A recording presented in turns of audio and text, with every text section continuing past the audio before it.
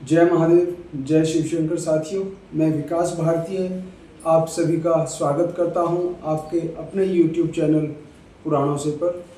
साथियों, महाशिव पुराण के श्रवण पाठ में मैं आज शुरू करने जा रहा हूं महाशिव पुराण की 7 संहिताओं में से जो सबसे प्रथम संहिता है विद्वेश्वर संहिता। विद्वेश्वर संहिता। प्रयाग में सूत जी से मुनियों का तुरंत पाप नाश करने वाले साधन के विषय में प्रश्न। आगत मंगलम जात समान भाव मार्यम तमीशम जरामरमात्म देवम पंचाननम प्रबल पंच विनोदशीलम संभावये मनसी शंकर मम्बी वकेशम। जो आदि और अंत में नित्य मंगलमय है, जिनकी समानता अथवा तुलना कहीं भी नहीं है, जो आत्मा के स्वरूप को प्रकाशित करने वाले देवता हैं, जिनके 5 मुख हैं और जो खेल ही खेल में अनायास जगत की रचना, पालन और संहार तथा अनुग्रह एवं तिरोभाव रूप 5 प्रबल कर्म करते रहते हैं, उन सर्वश्रेष्ठ अजर अमर ईश्वर अंबिकापति भगवान शंकर का मैं मन ही मन चिंतन करता हूँ। व्यास जी कहते हैं, जो धर्म का महान क्षेत्र है और जहाँ गंगा यमुना का संगम हुआ, उस परम पुण्य में प्रयाग में जो ब्रह्मलोक का मार्ग है, सत्यव्रत में तत्पर रहने वाले महातेजस्वी महाभाग महात्मा मुनियों ने एक विशाल ज्ञान यज्ञ का आयोजन किया। उस ज्ञान यज्ञ का समाचार सुनकर पौराणिक शिरोमणि व्यास शिष्य महामुनि सूत जी वहाँ मुनियों का दर्शन करने के लिए आए। सूत जी को आते देख वे सब मुनि उस समय हर्ष से खिल उठे और अत्यंत प्रसन्नचित मन से उन्होंने उनका विधिवत स्वागत सत्कार किया। तत्पश्चात उन प्रसन्न महात्माओं ने उनकी विधिवत स्तुति करके विनयपूर्वक हाथ जोड़ के उनसे इस प्रकार कहा। सर्वज्ञ विद्वान रोमहर्षणी जी, आपका भाग्य बड़ा भारी है। इसी से आपने व्यास जी के मुख से अपनी प्रसन्नता के लिए ही संपूर्ण पुराण विद्या प्राप्त की, इसलिए आप आश्चर्य स्वरूप कथाओं के भंडार हैं। ठीक उसी तरह जैसे रत्नाकर समुद्र बड़े बड़े सारभूत रत्नों का आगार है, तीनों लोकों में भूत वर्तमान और भविष्य तथा और भी जो कोई वस्तु है वह आपसे अज्ञात नहीं है। आप हमारे सौभाग्य से इस यज्ञ का दर्शन करने के लिए यहाँ पधार गए हैं और इसी व्याज से हमारे कुछ कल्याण करने वाले हैं, क्योंकि आपका आगमन निरर्थक नहीं हो सकता। हमने पहले भी आपसे शुभाशुभ तत्व का पूरा वर्णन सुना है, किंतु उससे तृप्ति नहीं होती। हमें उसे सुनने की बारंबार इच्छा होती है। उत्तम बुद्धि वाले सूत जी, इस समय हमें एक ही बात सुननी है। यदि आपका अनुग्रह हो तो गोपनीय होने पर भी आप उस विषय का वर्णन करें। घोर कलयुग आने पर मनुष्य पुण्य कर्म से दूर रहेंगे, दुराचार में फंस जाएंगे और सब के सब सत्य भाषण से मुंह फेर लेंगे, दूसरों की निंदा में तत्पर होंगे, पराये धन को हड़प लेने की इच्छा करेंगे, उनका मन पराई स्त्रियों में आसक्त होगा तथा वे दूसरे प्राणियों की हिंसा किया करेंगे, अपने शरीर को ही आत्मा समझेंगे, मूढ़ नास्तिक और पशु बुद्धि रखने वाले होंगे, माता पिता से द्वेष रखेंगे, ब्राह्मण लोभ रूपी ग्राहक के ग्रास बन जाएंगे, वेद बेचकर जीविका चलाएंगे, धन का उपार्जन करने के लिए ही विद्या का अभ्यास करेंगे और मद से मोहित रहेंगे, अपनी जाति के कर्म छोड़ देंगे, प्रायः दूसरों को ठगेंगे, तीनों काल की संध्योपासना से दूर रहेंगे और ब्रह्म ज्ञान से शून्य होंगे। समस्त क्षत्रिय भी सब धर्म का त्याग करने वाले होंगे, कुसंगी पापी और व्याभिचारी होंगे, उनमें शौर्य का अभाव होगा, वे कुत्सित चौर्य कर्म से जीविका चलाएंगे, शूद्रों का सा बर्ताव करेंगे और उनका चित्त काम का किंकर बना रहेगा। वैश्य संस्कार भ्रष्ट स्वधर्म त्यागी कुमाग्री, धनोपार्जन प्रायण तथा नाप तोल में अपनी कुत्सित वृत्ति का परिचय देने वाले होंगे। इसी तरह शूद्र ब्राह्मणों के आचार में तत्पर होंगे, उनकी आकृति उज्ज्वल होगी, अर्थात वे अपना धर्म कर्म छोड़कर उज्ज्वल वेशभूषा से विभूषित हो व्यर्थ घूमेंगे। वे स्वभावतः ही अपने धर्म का त्याग करने वाले होंगे, उनके विचार धर्म के प्रतिकूल होंगे, वे कुटिल और द्विजंदिक होंगे, यदि धनी हुए तो कुकर्म में लग जाएंगे, विद्वान हुए तो वाद विवाद करने वाले होंगे। अपने को कुलीन मानकर चारों वर्णों के साथ वैवाहिक संबंध स्थापित करेंगे, समस्त वर्णों को अपने संपर्क से भ्रष्ट करेंगे। वे लोग अपनी अधिकार सीमा से बाहर जाकर द्विजोचित सत्कर्मों का अनुष्ठान करने वाले होंगे। कलयुग की स्त्रियां प्रायः सदाचार से भ्रष्ट और पति का अपमान करने वाली होंगी। सास ससुर से द्रोह करेंगी, किसी से भय नहीं मानेंगी, मलिन भोजन करेंगी, कुत्सित हाव भाव में तत्पर होंगी। उनका शील स्वभाव बहुत बुरा होगा और वे अपने पति की सेवा से सदा ही विमुख रहेंगी। सूत जी, इस तरह जिनकी बुद्धि नष्ट हो गई है, जिन्होंने अपना धर्म का त्याग कर दिया है, ऐसे ही लोगों को इहलोक और परलोक में उत्तम गति कैसे प्राप्त होगी? इसी चिंता से हमारा मन सदा व्याकुल रहता है। परोपकार के समान दूसरा कोई धर्म नहीं है। अतः जिस छोटे से उपाय से इन सब के पापों का तत्काल नाश हो जाए, उसे इस समय कर्तापूर्वक बताइए, क्योंकि आप समस्त सिद्धांतों के ज्ञाता हैं। व्यास जी कहते हैं, उन भावितात्मा मुनियों की यह बात सुनकर सूत जी मन ही मन भगवान शंकर का स्मरण करके उनसे इस प्रकार बोले। शिव पुराण का परिचय। सूत जी कहते हैं, साधु महात्माओं, आपने बहुत अच्छी बात पूछी है। आपका यह प्रश्न तीनों लोगों का हित करने वाला है। मैं गुरुदेव व्यास का स्मरण करके आप लोगों के स्नेहवश इस विषय का वर्णन करूंगा। आप आदरपूर्वक सुने। सबसे उत्तम जो शिव पुराण है वह वेदांत का सार सर्वस्व है तथा वक्ता और श्रोता का समस्त पाप राशियों से उद्धार करने वाला है। इतना ही नहीं, वह परलोक में परमार्थ वस्तु को देने वाला है। कली की कल्मश राशि का विनाश करने वाला है। उसमें भगवान शिव के उत्तम यश का वर्णन है। ब्राह्मणों, धर्म, अर्थ, काम और मोक्ष, इन चारों पुरुषार्थों को देने वाला वह पुराण सदा ही अपने प्रभाव की दृष्टि से वृद्धि या विस्तार को प्राप्त हो रहा है। विप्रवरो, उस सर्वोत्तम शिव पुराण के अध्ययन मात्र से वे कलयुग के पापासक्त जीव श्रेष्ठतम गति को प्राप्त हो जाएंगे।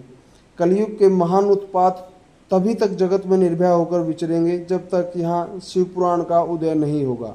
इसे वेद के तुल्य माना गया है। इस वेदकल्प पुराण का सबसे पहले भगवान शिव ने ही प्रणयन किया था।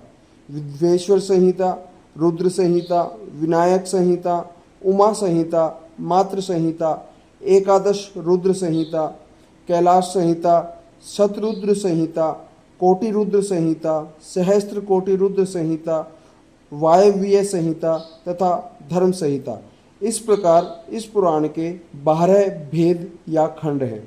ये 12 संहिताएं अत्यंत पुण्यमयी मानी जा गई हैं। ब्राह्मणों, अब मैं उनके श्लोकों की संख्या बता रहा हूँ।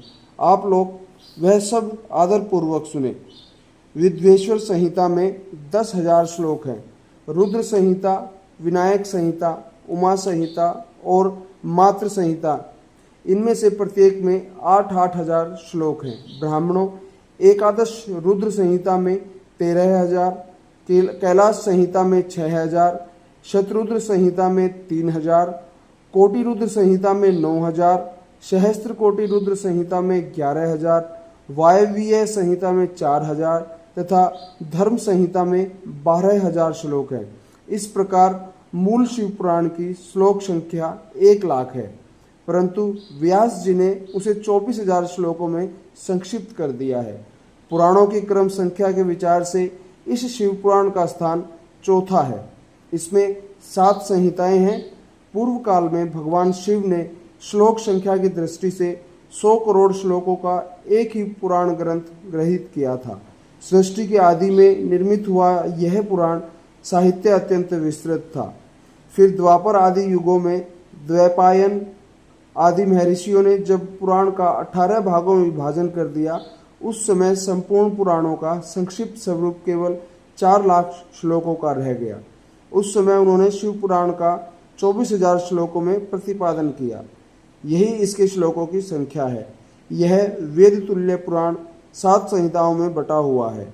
इसकी पहली संहिता का नाम विद्वेश्वर संहिता है, दूसरी रुद्र संहिता समझनी चाहिए, तीसरी का नाम शतरुद्र संहिता, चौथी का कोटि रुद्र संहिता, पांचवी का उमा संहिता, छठी का कैलाश संहिता और 7वें का नाम वायव्य संहिता है। इस प्रकार से 7 संहिताएं मानी गई है।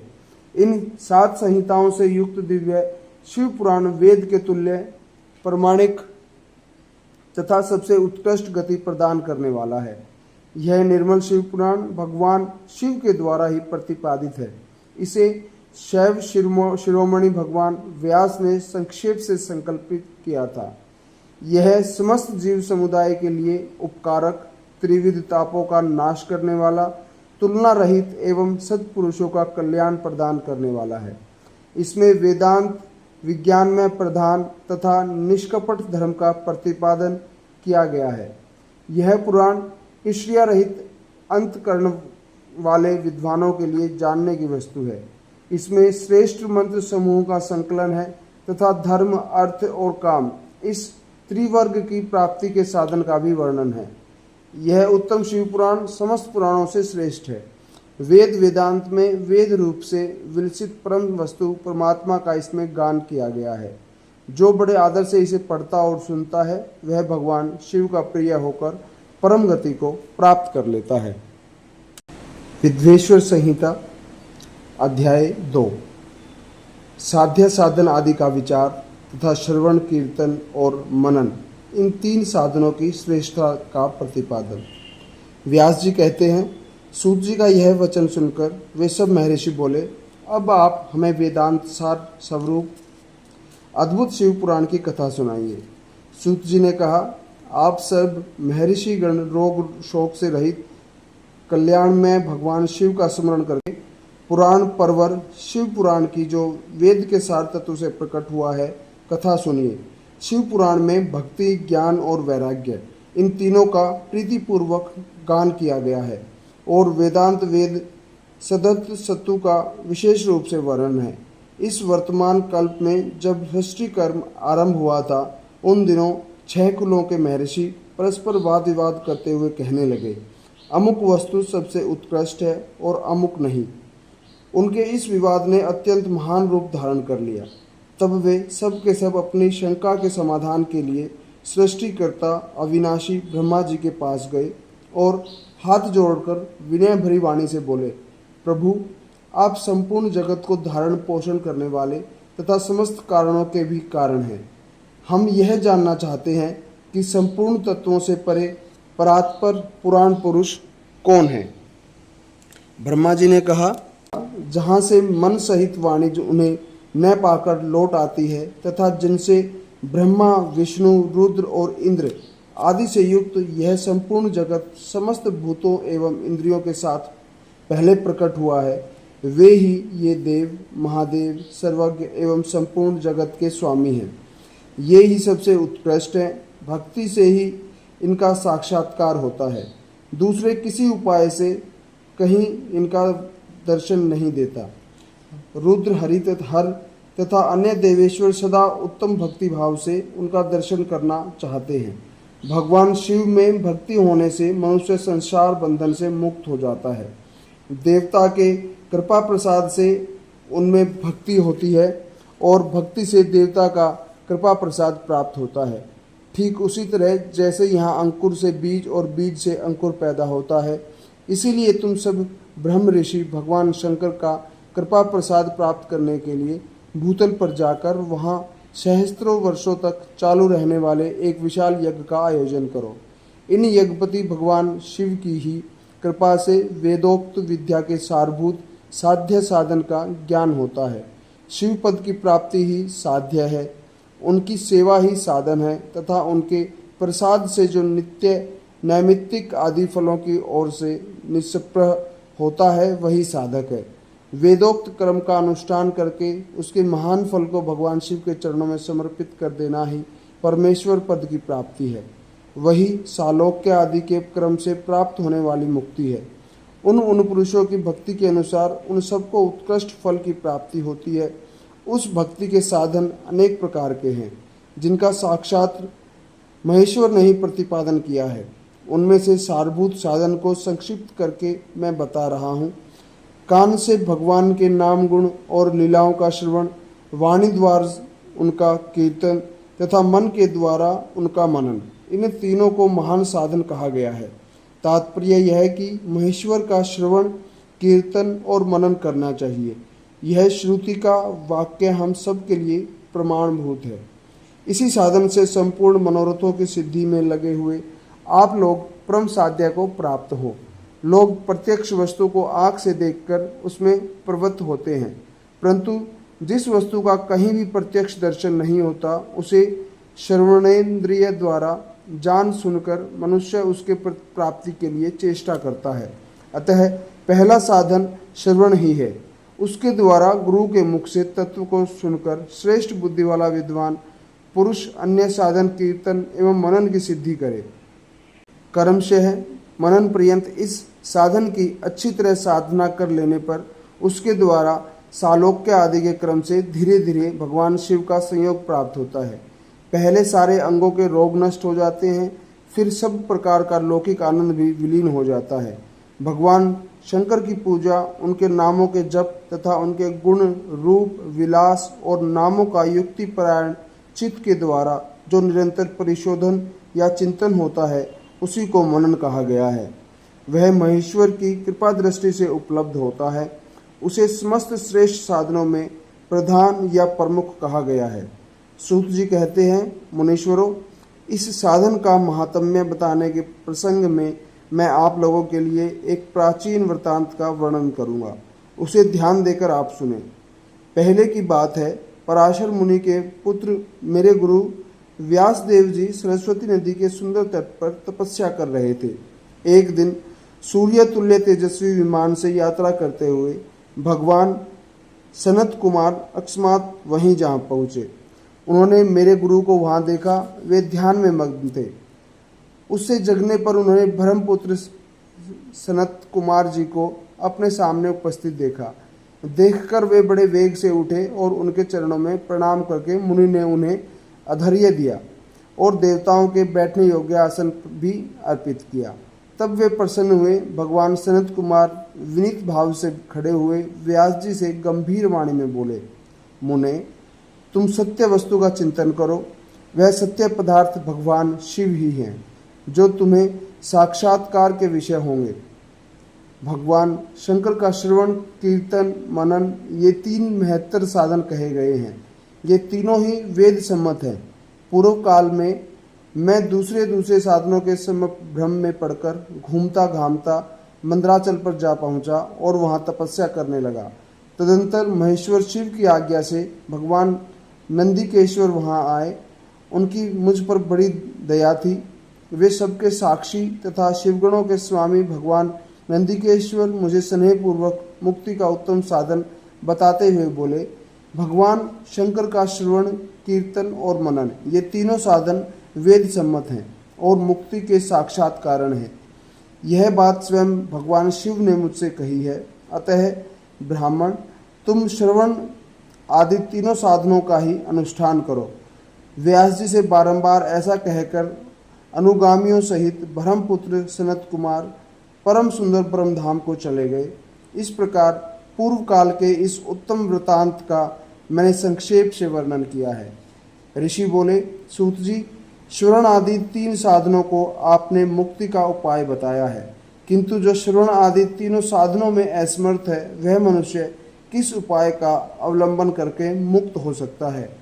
किस साधनभूत क्रम के द्वारा बिना यत्न के ही मोक्ष मिल सकता है? विद्वेश्वर संहिता के प्रथम व दूसरे अध्याय के अंत में मैं आप सभी से निवेदन करता हूं कि आप आपके अपने YouTube चैनल पुराना से को सब्सक्राइब व लाइक अवश्य करें। जय शिव शंकर, जय महादेव साथियों।